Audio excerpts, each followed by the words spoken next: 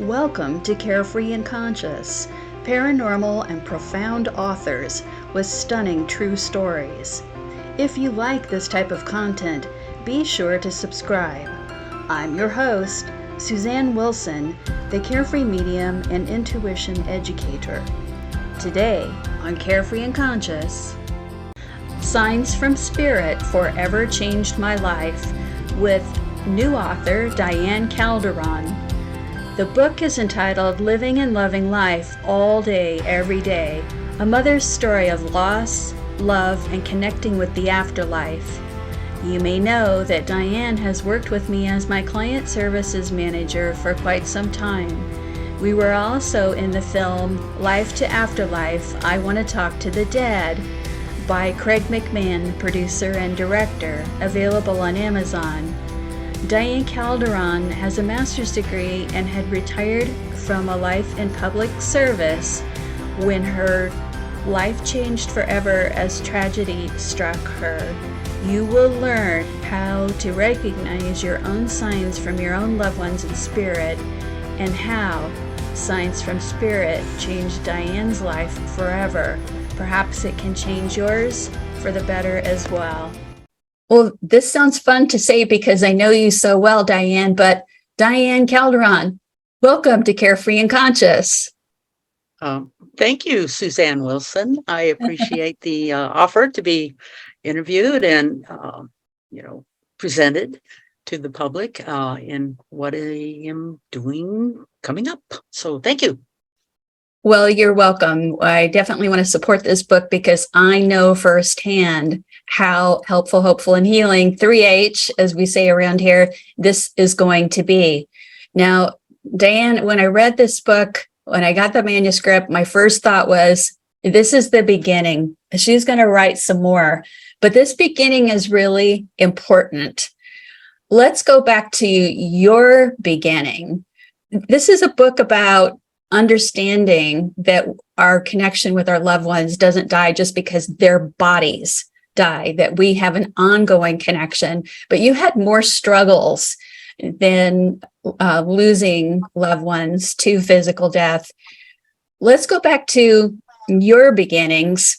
Were you an afterlife believer? Were you a skeptic before things happened in your life? Walk me back to your upbringing, religion, and then how things unfolded with the tragedies in your life that brought you to where you are now. Going back to the beginning of my time here on this earth, I was born into a very Catholic family. My parents raised us to, go to church every Sunday. And whenever it was possible, I was sent to Catholic schools. And if we couldn't do the Catholic schools, then definitely catechism classes every weekend. So I was pretty steeped in that religion. And I think it gave me a little bit of an awareness and an understanding that there would be an afterlife, because part of the Catholic Church and their teachings is that, we will go to heaven. So to go to heaven, there's got to be an afterlife. B, we have guardian angels at our side. So we would say prayers every night to our guardian angel. So, this kind of opened me to the idea that there could be people in that other world that are available to help me through my life. So that was basically my beginnings. In fact, it was so Catholic, I almost ended up in a convent because my parents sent me to a high school where many of the young women there ended up in the convent. Fortunately, we moved from that area. I didn't go that route.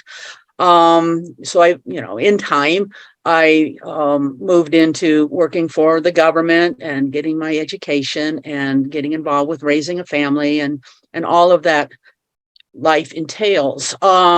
Over the years, I lost my way as far as going to church and being religious. I still had a faith. I still had a belief in the afterlife, to the point where in 1988, my mother died. It was a little bit unexpected, but she had had some health issues. And I grieved, but it wasn't heartbreaking grief. I felt that her life had gotten very difficult and her health had reached a point where I didn't know how she was going to continue and be, whole and healthy and happy. And I felt her presence over there in the afterlife. And that brought me some peace. But it didn't make me try to connect with her or learn more about where she was. I just hoped she was doing okay and watching over us. Many years later, I was in a situation, as Susanne alluded to in introducing me earlier.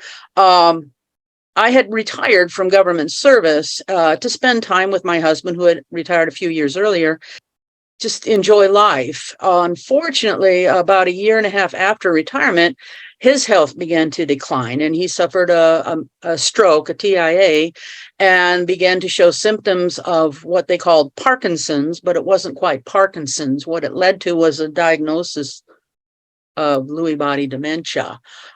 That put me into a whole different state of life, because I want to ask you there, yes. when that diagnosis is given, it's got to be just an incredibly devastating moment. Did that start to bring you back to your religious faith, or what was your reaction?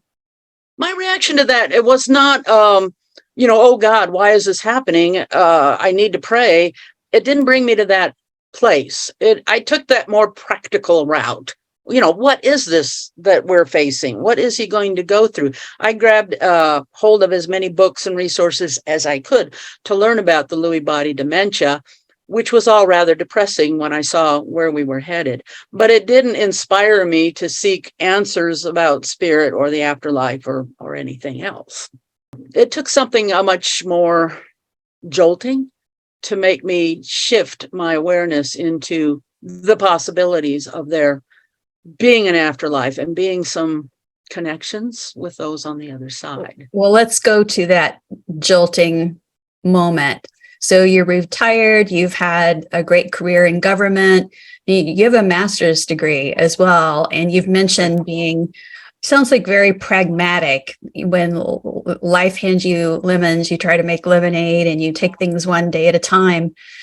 But let's go to a very fateful time when you saw some lights around you that got your attention, and then there was some devastating news. Yeah, one night, my husband and I, he was kind of quiet that day, which was unusual because usually he was a little bit upset and not aware of his surroundings at times. He was quiet one day, and we sat down to watch a television program. And as we sat there, I'm fidgety. I can't sit and wait for somebody to talk, and it was going to be a speech. And he's sitting there watching it. And so I'm kind of looking around and trying to figure out what I should do while I'm waiting. And suddenly in front of me, I saw lights. And it wasn't just lights. It was like little sparkling lights right in front of my face within inches. I could have reached out and touched them. They were different colors, and they were just going all over. It was like glitter, just going do do do do do do. This went on for a few seconds, and I'm staring at them thinking, what in the world is that? That's unusual. They went away. So I looked over at my husband to see if he had noticed, and he's just staring at the television. And as I looked at him, I noticed the lights appeared again, this time in front of his face. He's not noticing them. And I'm thinking, okay, if he doesn't see them, then I must be hallucinating like he is. This is not going to be good if both of us start losing our minds. I see these lights glitter, they disappear. So now I'm looking ahead again, and I'm like, all right, what is going on? These lights appeared again, glittered in front of my face. They moved over to my left. I followed them. They hovered over a table, and they disappeared. Before I could analyze it, because I was a research analyst for part of my career, and, got to look into that logical aspect of what in the world is this? These lights had disappeared, and it drew my attention to a book. It was an Edgar Cayce book. So, like a dog seeing squirrel, I forgot about the lights. I pick up the book. It related something to me about a conversation I'd had with my son, Matthew, who had been visiting a few days earlier. And we'd had an incredible conversation. And I had said something to him about a belief I had about how we don't die when we really die, that we do have an afterlife, but I couldn't recall exactly where I had these ideas from. I saw the book and it's like, oh, it's in the book. I opened the book that right to the page that talked about what I had shared with Matthew. So now I'm excited. When Matthew comes tomorrow, I'm going to show him this page and we'll have a great discussion. At this point, are you relating the twinkly lights to anything? Are you relating it to the Edgar Casey book, or? No, I just had this feeling that whatever they were, they drew me to that book and the story that I had relayed to Matt days before were the important thing, that Okay. I needed to tell him that story. I wasn't sure why there were lights, but they did draw me to that book. So that was very, very important to me, that I needed to, be reminded as to where I had developed some of the ideas that I had shared with him previously. Okay. And then that was interesting. So the next day, I get up early and my habit was to drive down to get the newspaper down the end of our road, because I'm in a rural area. You got to drive about a mile to get down to where the paper is. And as I'm driving, a beautiful morning, a flock of bluebirds came up and they started flying alongside my car. I was a little surprised because bluebirds are rare in my area. Now, this is in winter. Don't know where they came from, but here's this flock of birds coming along with me on my drive. And, I'm like, oh, this is so cool. They kind of flew off. And then I have memories about my son when he was little and he would sing that Zippity Doo-Dah song, Mr. Bluebird on his shoulder, get the paper. By the time I had home, I had changed songs over to Somewhere Over the Rainbow, because we all know that's where the bluebirds fly. So I get home, I have the paper, I come in, I get Sal up, get him settled. We're having breakfast. A little bit later, I got a phone call and my whole world changed. It was a call from the Phoenix Police Department, a detective, asking if I knew Matthew, and my heart sank, because the police don't call you unless it's tragic news. And it was. And the policeman said, I'm sorry to tell you, your son was killed in a hit and run accident last night. And I fell apart. This was not something that I had anticipated or expected, but there it was. I was able to compose myself long enough to at least get some of those facts about what had happened, where, when, what time. The detective said he was apparently going to the park that was in the neighborhood where he lived, and a car had hit him and kept going. The driver did turn himself in later, but that the detective thought Matthew had died fairly quickly, maybe instantly. And Matthew is, what age is Matthew at this point when this happened? He's 35 at this point. So, as a 35-year-old, you'd think he'd have enough sense to cross the road and, not get hit by a car. Surely he would have seen it coming. This was in the evening. The car would have had its lights on. Matthew was taking his dog to the dog park, which was across the road. And he was known to take the dogs, however many were visiting him, to the dog park. He always made them sit at the corner to make sure there were no cars coming, because he didn't want them to maybe get out of his house one time and go running to the park and get hit by a car. I couldn't figure out why he would have put himself in harm's way, especially if he was walking the dog, which he was, because the police detective did mention that there was a dog that was at Matthew's house and, that she was okay. Anyhow, so Matt was 35. He was old enough not to be in harm's way. So it put me into a tailspin. Why was he in harm's way? And oh my God, he's not here now. He was my rock. He was the one who was coming to help me with Sal. Matt lived down in the Phoenix area. We lived 2 hours north of there. But he would try to make it up here when he had his days off, so I could go to the store or run errands and do whatever I could. And he could sit with Sal and help with that. So you've lost your darling, precious son. You've lost someone who helps you with your husband who has Lewy body dementia. Mm-hmm. You could potentially just get in bed and put the covers over your head, but you had to make sure that your husband would eat. You had to make sure that he had care. What kept you going in this initial phase after this devastating news? Well, the first day, what kept me going throughout the rest of the day was you had to do things, right? Yeah, I'm taking care of Sal, but I needed to call people. So I'm calling friends, I'm calling relatives. People are coming over, they're helping me with Sal. Relatives were going to fly in. That kept me busy. So I made it through that first day. But that evening, as people settled down and I was waiting for my sisters to come up, they were going to stay and help for a couple of weeks. So Sal had gone to bed and I'm sitting alone and I'm thinking about the last few days and Matthew leaving. I was reminded of our conversation, and in the conversation I'd had with him towards the end, I don't know why I said this, but I did say to Matt, I'll probably die before you, being so much older, but if you should die before me, whoever goes first needs to promise that they will come and give the other person a sign that they're fine, that they're over there in heaven. I'm thinking this and I'm like, Matt, you didn't send me a sign. Where's the sign? No sooner had that thought come and gone in my mind than it hit me. Whoa, wait, what was happening last night? Those little lights, they were like little stars. They were drawing me to that book. The book reminded me of Matt. Oh my gosh, that had to be Matt. That had to be his energy. Holy cow.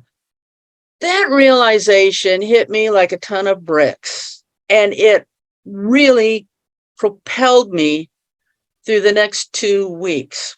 2 weeks of being busy, family, making plans, arrangements, taking care of what we had to do for Matt and paperwork and arranging some tributes for him. But the knowledge that my son, at the moment he died, came and gave me proof that he was okay, helped me make it through those 2 weeks. And in time, he has continued to send me signs. He has been pushing me and nudging me. It helped me make it through to this point. I was able to handle everything life threw at me. It wasn't always easy. It didn't mean I didn't break down and cry. I knew I didn't have an opportunity to just, be in a ball of tears moving forward, because I had the responsibility, especially of taking care of Sal. But the knowledge that Matt had sent me those lights, that evidence, that proof, gave me the strength to keep going. And were you and your husband able to comfort each other? I mean, it has to be really difficult because he has advanced dementia at this point. When I got that call from the police, we talked for about 10, 15 minutes. I hang up. It took me a little time to get myself pulled together and to go and approach Sal and tell him what had happened. I knelt down in front of him. He was sitting in the chair and I started crying and I said, Sal, I just got a call from the police. Matthew's dead. He was hit by a car. He's dead. Sadly, Sal was out of it in many ways. He just kind of looked at me and he patted me on the head and he says, oh, I'm sorry. Oh, that was so hard, because news like that should have just infused his emotions, and it didn't. He was so far gone at that moment that he didn't quite absorb what I was telling him. It wasn't that Sal was like that all the time, but it just happened to hit at a moment where it didn't seem to dawn on him what had really occurred. Sal had been there ever since Matt was little, since Matt was born. We married when Matt was a year old. So he had been his dad throughout Matthew's life. So for him to not really recognize that his son had passed over was a bit of a shock. Something very strong within you that allowed you to take enough comfort from realizing that Matt had let you know right after his physical body died that he was okay. There was something in you that allowed that to be enough, at least for that time being. Is that part of why you decided to write a book? Part of the reason for writing the book was, well, it was certainly Matthew pushing me over these years to get this story out. But part of the reason is that for me, Matthew's death led me on a journey to learn about the afterlife. Yes, I accepted that he was there, but that wasn't enough for me. I had been a researcher much of my life. I needed to know, well, what is he doing over there? What does that mean? Can I communicate with him? Can I connect with him? I wanted to know as much as I could about the afterlife. So his death nudged me to seek out, books and teachers and mentors and mediumship. I had a mediumship reading that was just phenomenal, that helped, resolve the questions I had as to why he was in that road. Going through this process was healing, learning about the afterlife, that there is spirit communication, being led to you, Susanne, and become your assistant was, of course, Matthew's work. Learning about intuition and developing my own mediumship and being able to connect with others was certainly a journey I did not see coming prior to Matthew's death. This was not in my plans, to be involved in afterlife issues and meeting people such as you all who are watching this video or attending today. To learn how to do spirit communication was not in my life plan. Matthew pushed me to do that. And then at some point, Matthew began to push me to write down this story, because he wants people to know that when their loved ones pass, be it their children or their spouses or whoever they're close to, that they're okay. They're in an afterlife and they're doing fine, and that they can communicate with us and we can feel them, we can sense them. They can send us signs and nudge us into areas that maybe we didn't anticipate coming our way, and that it's not a place where we need to just, dwell in grief, but to understand that there is a brighter side to what has happened. And Matthew has led me to see that brighter side. And he wants that story out there to give some hope and help and some healing to some whom maybe will come across this story and read it and find out that their people are okay, their loved ones are okay. And maybe you won't go on a similar journey as myself, but then again, you may get a little bit of help from hearing this story. So Matthew has certainly where's pushed me the title? This is a great title.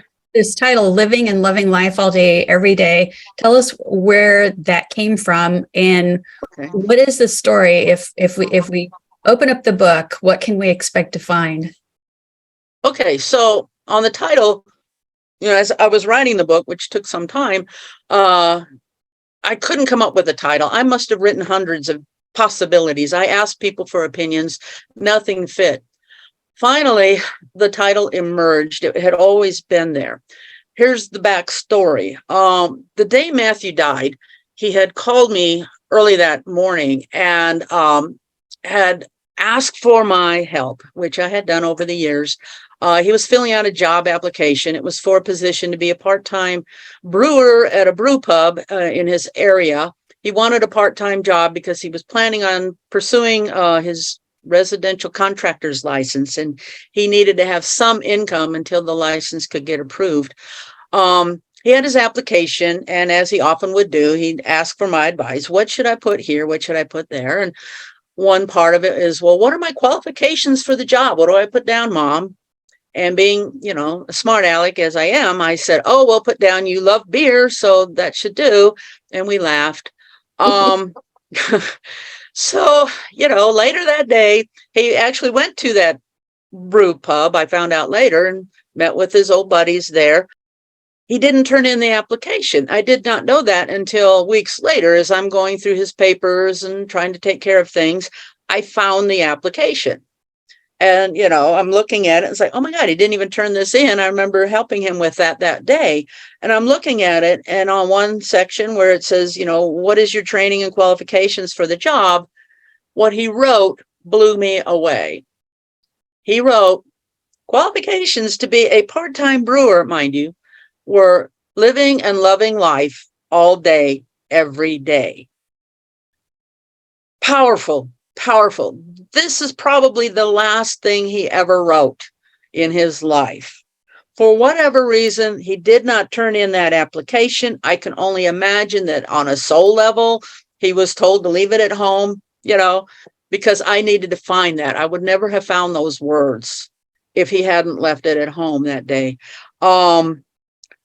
I have a person who's helping me with this book, get it finalized. His name is Joe Higgins. Susanne had led me to Joe. And early on when I'm working with Joe, I said, I just can't come up with a title. Here's some ideas. He said, well, let me think about it. Let's see what I can do. Now, he is a medium himself. So he contacted me one morning and he said, oh my God, I read your book. I was feeling Matthew. I was crying. And the title is in your book. You mentioned that he wrote living and loving life all day, every day. It brought tears to my eyes. There's your title. So this is how that book was titled. So in a sense, it captures my growth since his death, trying to, go through the processes and the grieving. And yes, I still cry. I still have those moments where it'll hit me.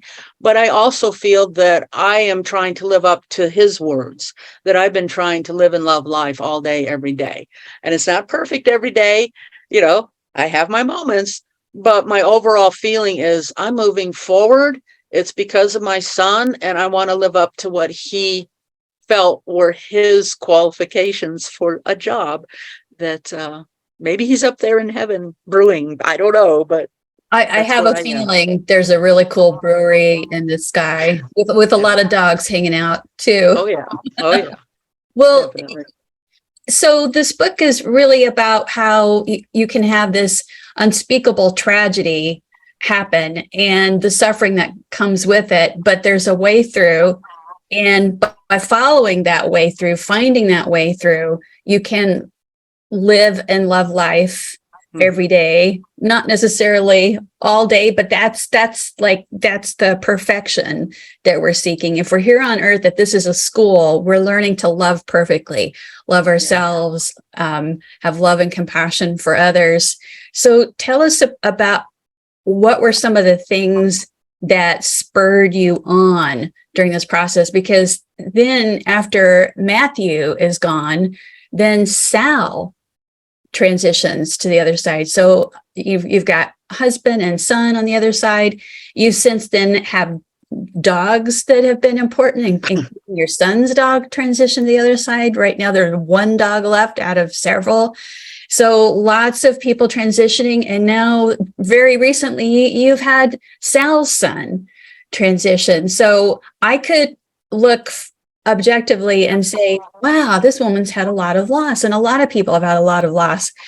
What are some of the things that really stood out to you in terms of signs, synchronicities, that you feel that if you tell us, people might recognize some similar things in their lives?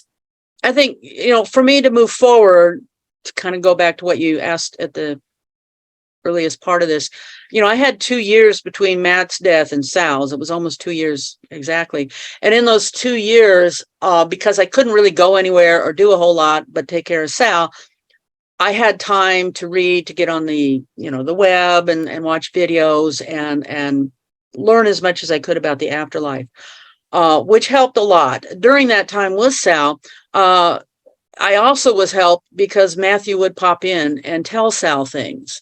And Sal would have moments of clarity where he would say, oh, Matthew and my mom came to visit me today. And I'd be like, oh, that is so cool. I had never met Sal's mom. She had died many years before we had met. But for her and Matthew to be hanging out, I thought was really cool. At one point, Sal said, oh, Matthew came and he told me that he's learning how to help people when they die, and that he's going to be there when I die. He doesn't know everything yet, but he's going to be there when I die.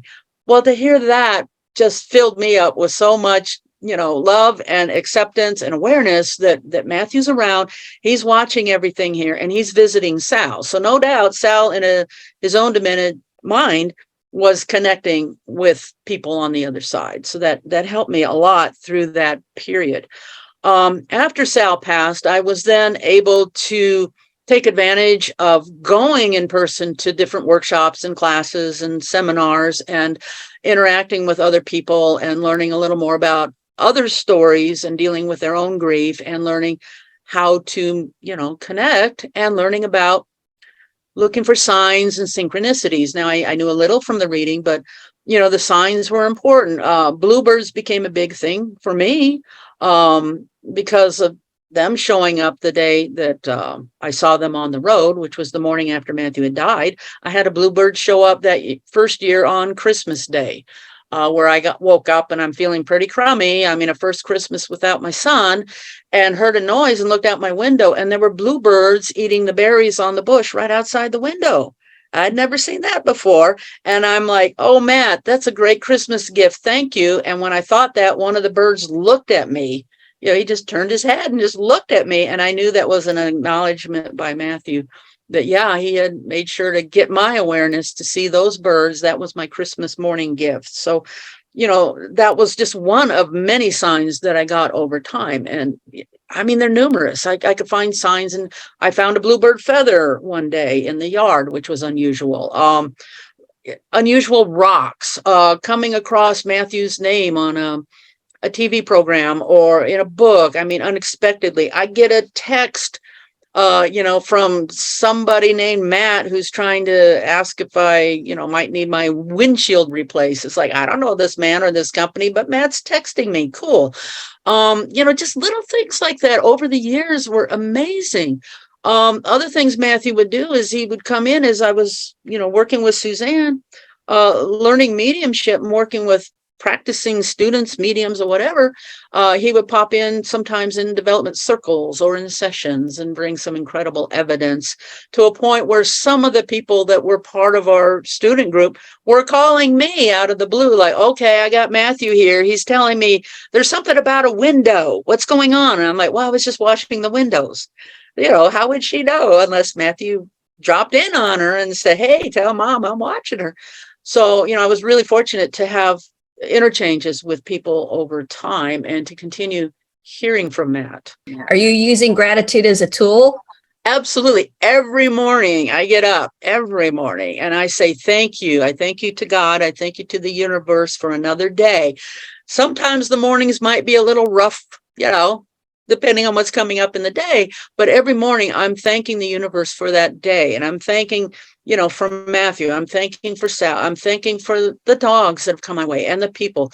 It's just something that I have done, over and over and over. And, I don't wake up and say, oh, I need a sign today. But I say, thank you, Matt, for that sign I got yesterday. Oh, thanks for those blue jays that were out there early this week. There were blue jays outside. I haven't seen them in a while, but there's blue jays one morning making a racket. They've disappeared. They haven't come back.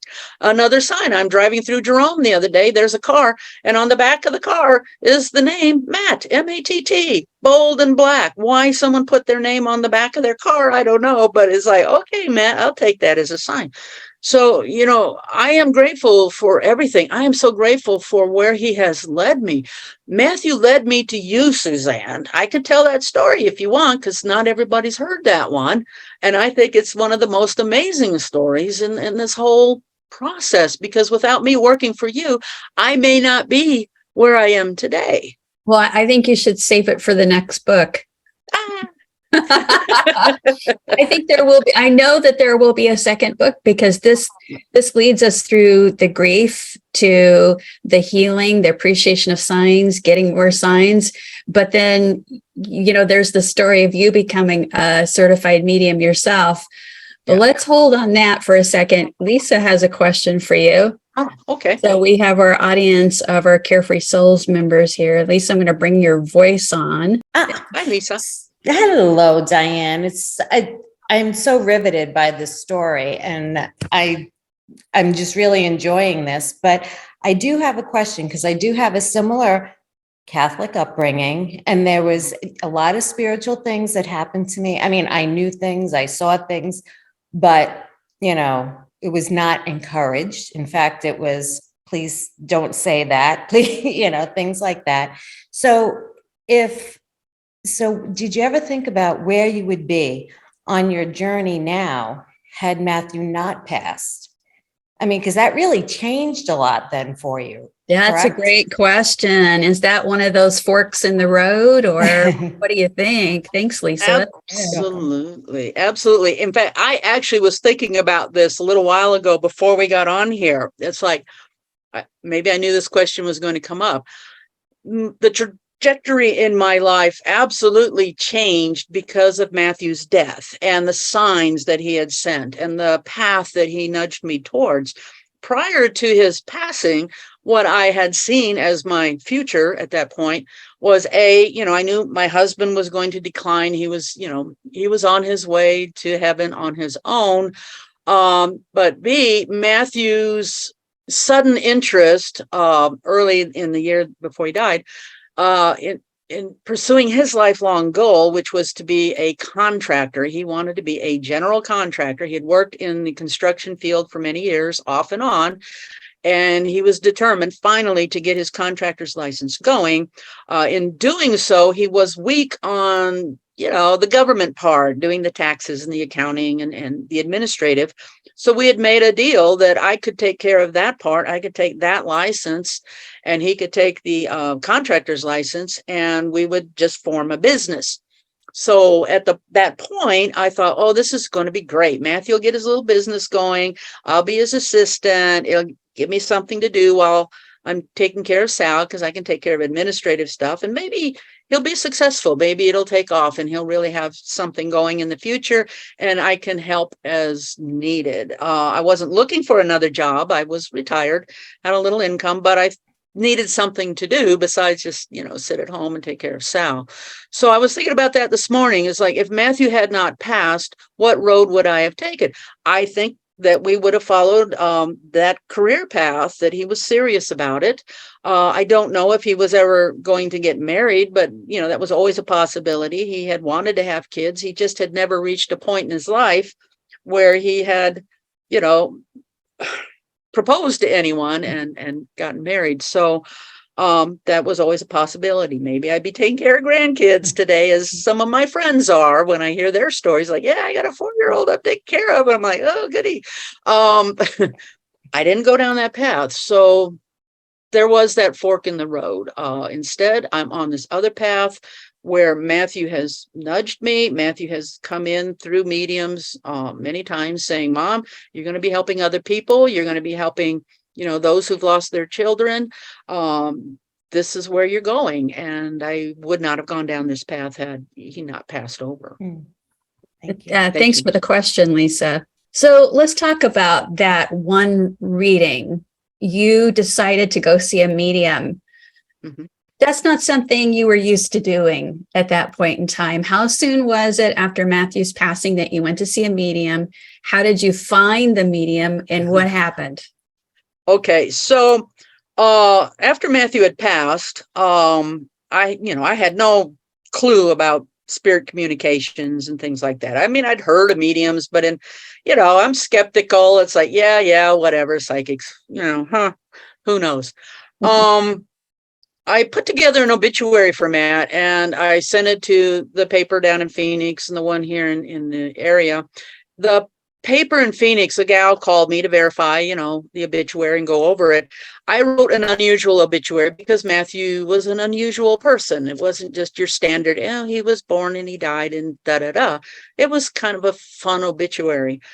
So this gal says to me, I don't normally do this, but may I suggest that you maybe look up some books on the afterlife? I would say maybe there's 2 local people here you might want to read, Alison Dubois and Mark Ireland. Well, I'd never heard of them. I didn't know who they were, but I wrote it down, and it's like, well, okay, I guess. So shortly after, I get on Amazon, I find books and I order them. They show up, I read them. Those are the first books I read. And it's like, oh my gosh, this is fascinating. This is interesting. Allison is writing about mediumship. Mark is writing a little more about how he had lost his son and how he was looking for answers and how he came into meeting with some mediums, though his dad had been a psychic and a medium well known. Mark was looking for his own answers. As I read, I learned more about Mark and Helping Parents Heal. So in time, that led me to the Helping Parents Heal organization and into even more mediums. But to backtrack, I'm reading those books. It led me to want to read more. I stumble into several other well-known mediums. I start watching a show on television, with a very well-known medium, and I get intrigued. So 4 months after Matt died, I decided I need to meet with a medium. I want to know why Matt was in the road. That's the biggest thing on my mind. I know he's over there. I know he's fine. I just want to know why he was in the road. I can't make sense of this. So one of the books I'd stumbled into was by Bob Olson, Answers About the Afterlife. I don't think that's the exact title, but it was a really good book by Bob. And I noticed he had a site called Best Psychic Directory. So I went to that site. So I found a medium who lived on the East Coast, and her background was in gerontology and nursing. And I thought, well, that might not be too bad, because I may want to ask a question about Sal. And this gal might be able to like tune right in because of his condition and her background. So I made an arrangement to have a reading. All they required was, my first name and my phone number. We made the date. I made sure Sal was settled down. I did it real early in the morning and made sure he had enough medication at night that he would probably sleep till 9, so he wouldn't come in and interrupt. I get on with this gal. She doesn't ask me much except, what's your name? She doesn't ask anything else. So I'm like, oh, this is great. I'm not going to give her any information unless absolutely necessary. Right away, she's got my mom. Mom brings my son in. My son talks his head off like you would here, tells her all kinds of stuff. And he's got his dog with him, the dog that had died a few months before him. He's got a cat. He's got a friend's daughter with him. I mean, he's just got so much going on that I have no doubt she's got my son. He starts to tell her how he passed. She wasn't quite understanding him, because what I have learned is spirit isn't talking to you like you're picking up a phone and you're having a regular conversation. Spirit has to try to relay to a medium that idea, that concept, that thought, and the medium has to translate it. So she was trying to figure out what he was telling her. As she was telling me this, it was very clear to me. And what she had said is, your son's showing me that he was going to the other side, but instead of reaching the other side, he went to the other side. I understand it was quite tragic. It was quick, but the angels were there. They told him it's time to go to the other side. They wrapped their wings around him. He was fine. He was safe. He went with them to the other side. Clear as a bell for me, although she was like, I don't get it. And I then told her, okay, Matthew was crossing the street. Just before he got to the other side of the street, he got hit by this car, and that's what killed him. The message being that my fears that my son was, being ignorant of what was happening, that he purposely walked out in front of a car, or maybe he was under the influence of something and didn't know what he was doing, or he had a death wish, were totally thrown out the window, because what I hear is that the angel said, okay, time to go to the other side. Come on, let's go. And he's like, yeah, okay, let's go. And he goes across, he gets hit before he reached the other side, but he was fine. He was safe. He wasn't hurting. It was quick. It was remarkable. It was just absolutely remarkable. And I think that is the most healing message that I could have received ever. It told me that, yes, he's fine. He wasn't hurt. And he didn't do this on purpose. There was a reason for he was supposed to be at the other side, and that the angels were there. So were you concerned that mainly that he was like, I don't know, just to be perfectly blunt, like he was being a dumbass and that got him killed? That was the concern. He was a little reckless. I heard later, from people that he had been at this brew pub, and he was known to have, a little bit too much at times. And I did worry over the years that maybe you'll have too much and you'll have an accident. Please don't do that. But yet it was my son, and he would never listen to me. So I was concerned. Maybe he had too much. He made it home, but he's walking across the street, or, he's just tempting fate. Not that he was one to tempt fate much, but still, I did worry about that. Plus, he was responsible for the dog that was with him, so he'd be extra careful. So when the medium is telling you, without knowing anything about the circumstances, well, it's like he was trying to get to the other side, and then angels came and took him to the other side. It was time for him to go. That lets you know that there was what some people call an exit point. It's like he was going around that time no matter what, and this is like the opportunity for him to go. But now this is hard because a lot of people will say they get their minds get stuck in the cause of death or the point of death, the exit, and the ugliness of that. But you're telling us that angels were there like immediately to take him. So that he doesn't feel pain, that he is just slipped out of the body in whatever that means. How did you keep, because I know your mind isn't there now, but how did you keep your mind away from what's in effect a crime scene? The mediumship reading took my mind from that crime scene into the acceptance that this had to happen, that this was, like you say, the exit point. Up until that reading, yes, my mind was filled with that. I went to that location with my sisters. We looked at the crime scene. I mean, it was just heartbreaking. But the medium reading helped set aside my deepest feelings about that scene. It's not that it's completely gone. Even today, if I see a program or I see a news item about a hit and run, or this accident occurs and somebody is hurt or losing their life, I'll feel it real quick. It's like, oh yeah, I went through that. Oh yeah, that's what happened to Matt. Sometimes it'll hit me really hard if it's similar to what Matt went through, and I'll feel for the family and the friends and the others who are going to be impacted by that. But I even cry once in a while. It'll catch me off guard. But as far as getting it out of my head, it's never completely out of my head. Grief is never completely out of your head. You can never really forget how someone passes, especially in a tragedy like that. But I've been able to accept it and move with it, and I guess maybe use it to try to help other people who have a similar situation. It's always going to be there, but I've been able to work with it. And the medium giving me that reading and healing that part of me in a sense was tremendous. And I've had since then, a couple of other mediums who've also kind of connected with Matt and at that time, and they've bolstered what this first one had said, this idea that there's the angels. One of them had said, the angel gave Matthew the opportunity to look down at himself and see what would happen if he wanted to stay in that body. And so he was given this scene as to what the consequences were. And he told the angel, oh no, I can't put my mom through that. She's got enough going on already.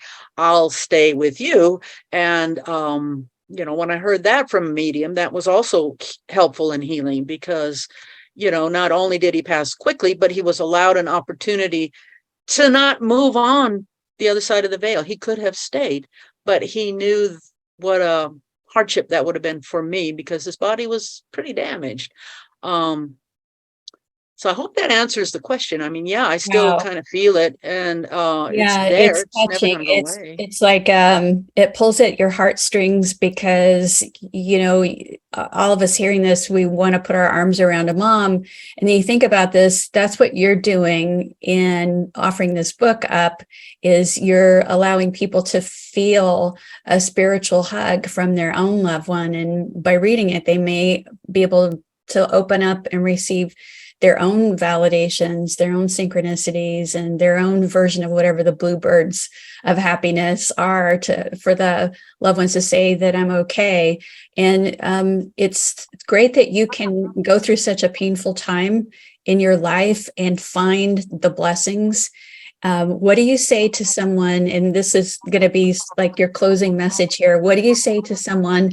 I'm trying to find the blessings. What's one thing I can do or one step I can take now to start to open up more to receive? Well, that's a tough question. To open up and receive. I think part of it is just understanding that your loved one, whatever that connection was that you had with them, who's passed over, they are there. They are watching over you. They are doing fine. They're not suffering. They're not worried about, anything that they may have left behind unfinished. They may be worried about you because you're having a hard time and, you're worried about them. They're fine. I think to open up to them, you need to just accept that part of this human condition is that we will not always be here. We will transition over to the other side. The other side is our true home. This is where our soul resides. This is what we will all experience at some point. We will transition back home. That's where our loved ones are. And they're looking back at us saying, oh my gosh, you're having a hard time down there. We're going to support you, but you're going to be joining us. Just hang on. You're going to be joining us. You want to hear from us? Then just find that inner calm, that inner peace. One of the ways that I would find my calm and my peace was after I started working with Susanne, and she introduced that daily peace meditation that she has. I would play that every morning to the point where now it's just ingrained in my head to just sit for a few moments and do that daily peace and feel that, okay, I can calm down. I can raise my vibration enough and be open to anything that spirit may want to bring me. That has helped tremendously. They're there. Spirit is there. They're sending you signs. You may not see them because sometimes we filter it out, or we think, oh, we're crazy. Or maybe we're looking for a sign that we're, like, gee, Matt, I need to have a blue feather. If I don't get it, then, I know you're not watching me. I just make it like, hey, Matt, I could use a sign, be nice to get something soon. Be fun. And then be open to anything that comes. It may not be the feather. It may be, a whole bird, or it may be, just I open a book and there's a feather in it, or something, different. So I would say anyone going through a loss and you're wondering about your people over there, they're fine. They're okay. They're more worried about how you're doing, and they want you to be happy. They want you to feel them. They want you to know that they'll be meeting you when it's your time to go over. And there's so much more in the book that people can relate to. Thank you so much for just being you and for writing the book to help other people. Diane Calderon, thank you. Thank you very much. I appreciate it. Thank you, everybody. Visit our website, carefreemedium.com, or find us on social media @carefreemedium. Thanks for supporting Carefree and Conscious.